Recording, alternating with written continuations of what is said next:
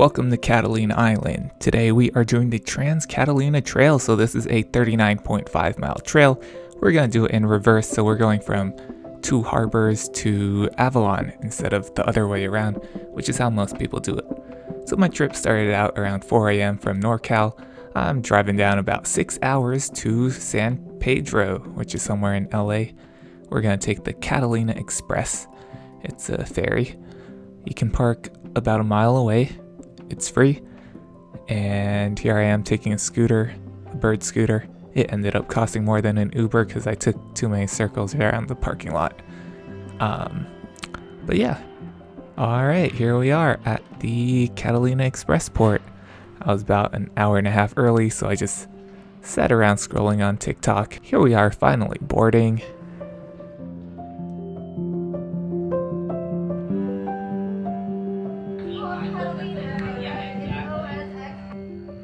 If you sit on the top deck, it's pretty windy. Here's a helicopter. Nice. A lot of docks unloading ships. The entire ferry ride is like 1 or 2 hours. I saw some dolphins, and you can see the outline of the island almost the entire way. Here we are, finally at Blue Waters. Once you get off the ferry, on your left is a little building. Alright, just landed, checked into the visitor center. It's time to start the hike. Alright, here we are at the general store. Everything's about 30% more expensive than if you bought it like on the mainland, so try to buy everything before you come on the island. Here I am hiking, starting the hike. The first day is going to be about 7 miles.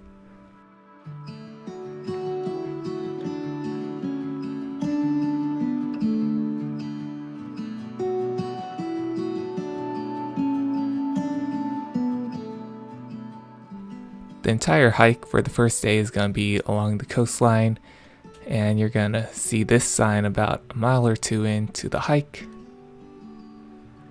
There's a lot of bison signs, but I didn't see any bisons until my second day, I think. And there's a lot of junk on the way. Like you'll see water pipes, electrical wires, a bunch of Catalina company trucks just driving by up and down to and from various coves as they resupply different parts.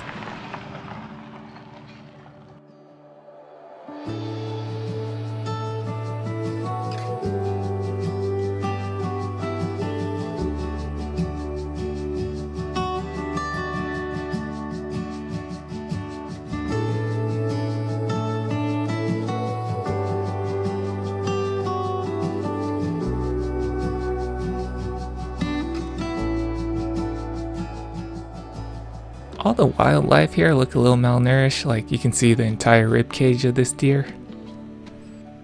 Alright, so this was the most interesting private cove. It's for Boy Scouts, and they look like they have a few hundred tents out here.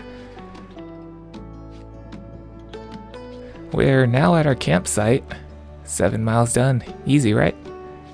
So this is Parsons Landing. It is a beachfront campground. Probably the best campground in all of Catalina Island.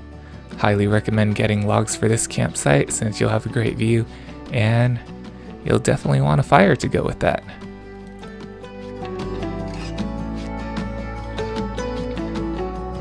Alright, here I am trying to get a good shot and sitting on a sharp rock. It's poking my butt. This is not comfortable. Even though it looks pretty windy when you look at my tent flapping, it wasn't that bad at night, so sleep was pretty good. Alright, let's try to get a fire going.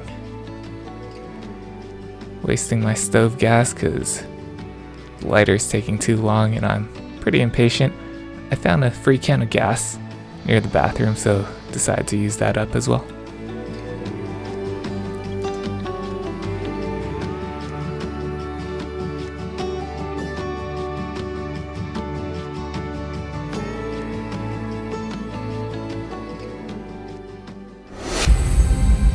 Alright, welcome to day 2. We're going from Parsons Landing to Little Harbor. Starting off at 8:30 a.m. it's a bit of a late start and it's already a bit warm. We're gonna have a pretty rough morning just because it's a bit of a climb out of Parsons Landing. We're going from sea level all the way up before heading back down to Two Harbors. So we'll be back in town again and we can pick up some snacks and water. There's a lot of great views here. You know, you're starting to get into the more remote area, so there's a lot less water pipes and things like that. Although there are a few shady spots, like this little gazebo thing here. They're starting to build it out throughout the island, so you'll notice that some of them are complete like this one, and some were still under construction, at least when I was there. We're going to be going along this ridge line all the way down. A lot of up and down today. Alright, here's a landfill. It doesn't look like a landfill anymore, but it says it was, so there's probably a lot of trash and toxins down there. Now we're heading back down, so this is a nice part. Here at another cove, a lot of boats and yachts, and you'll hit this really wide road once you reach town. In the town, there's no water fountain as far as I could tell. I looked everywhere, so I bought a couple bottles of water from the general store.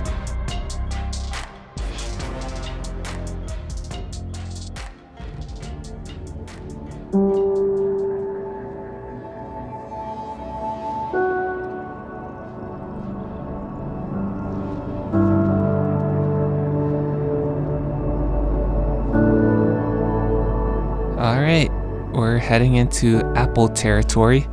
You know, it's starting to look like the Apple OS background. This is probably my favorite spot on the island. It's just so peaceful and so picture perfect.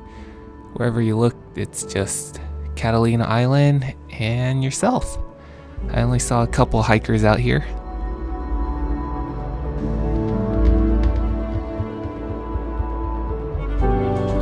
Okay, so we're approaching the next campsite.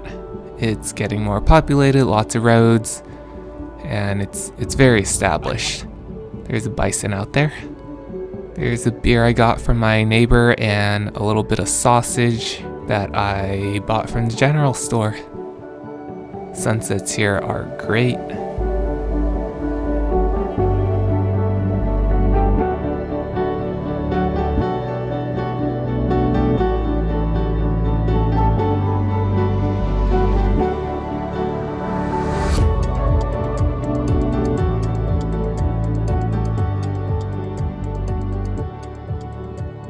Alright, welcome to day 3, 6:30 a.m. We're going to Little Harbor to Avalon. This is the long day, 18 miles. So normally a lot of people will stop at Blackjack, which is a middle campground, so you'd only hike like 5 miles or something to Blackjack and then hit up Avalon the day after, but I decided to just do it in a straight shot since I was pretty confident I could do it. Early start, the fog is still there, just starting to burn off at this point at mile 18. Recall that this hike is a total of 39 miles. It's really 40 when you consider all the little detours you might take. Sunscreen is really important out here. There's no shade for the most part. Alright, you can see my steps starting to kind of slow down and not as energetic at this point.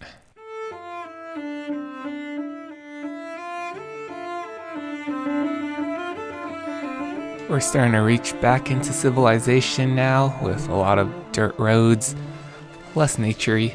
I'd say about 70% of this hike is really in a somewhat urbanized setting. We're nearing the airport now and there's a lot of bison here. Alright, here we are at Catalina Island's airport. There's little planes and this is like the only restaurant along the way. I thought it would be fancier, but it's basically a very casual place, so as a hiker you won't like stick out as a sore thumb or anything. It's not like a formal setting. It was too hot to eat outside, even though it looks really nice right now. So I sat inside, trying to cool myself down. I had a breakfast burrito, which was really good after hiking, but honestly, if I wasn't hiking, it would be a little below average. But with Tapatio, that fixes everything. We're now back on our journey. It is hot as ever. Here we are at Blackjack Campground, so this is where a lot of people will stay so they don't have to do an 18-mile hike in one day. Yeah, it's a nice campground. However, there are so many bugs in the bathrooms here. Like, I opened the lid and there were hundreds, if not thousands, of flies just coming out. So that was not a pleasant experience. It's probably the worst trail bathroom I've ever had to use. Going outside would have been much better. Also spotted a bison in this campground. It's probably, at this point, the trails started going from dirt to more of the silty sand. The water levels on these ponds is really low, and I'm starting to get really dehydrated at this point, but there's no clean water source. I did bring a filter, and I considered drinking from that pond.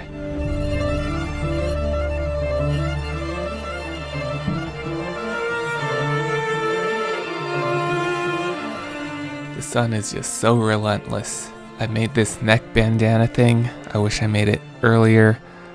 Alright, here I am drinking some of my last bits of water. I'm saving a little bit just in case, just to quench a little bit of thirst later, in case I don't reach the water fountain. Okay, I finally reached the park with the water fountain. It's over there in this little fountain thing. This is a pretty populated or well-traveled area, so a lot of tour buses drove by, and the tour drivers were really nice. They often asked me if I was okay, giving me a thumbs up or not. Gave them a thumbs up. I'm doing fine. Okay, back on the road. We're now entering a bison enclosure. I think this is where they keep the bull, the male bison on this island. It's a gated area. Here he is. This is probably the closest I got. I was about 25 feet away. He was really calm, so that was nice. The guy, one of my neighboring campers the night before, told me about how him and his friend got chased by the bison in this enclosure. Alright, here we are hiking on an open road once again. There's a little reservoir there, all dried up. We can finally see Avalon. You see it out there, and they have basically cut off the tops of a lot of mountains here just to put roads in.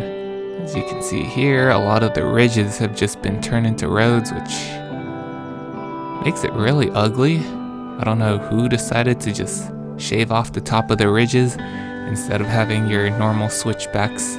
But that's Catalina for you, a privately run island for the most part. Alright, we finally reached our campground here.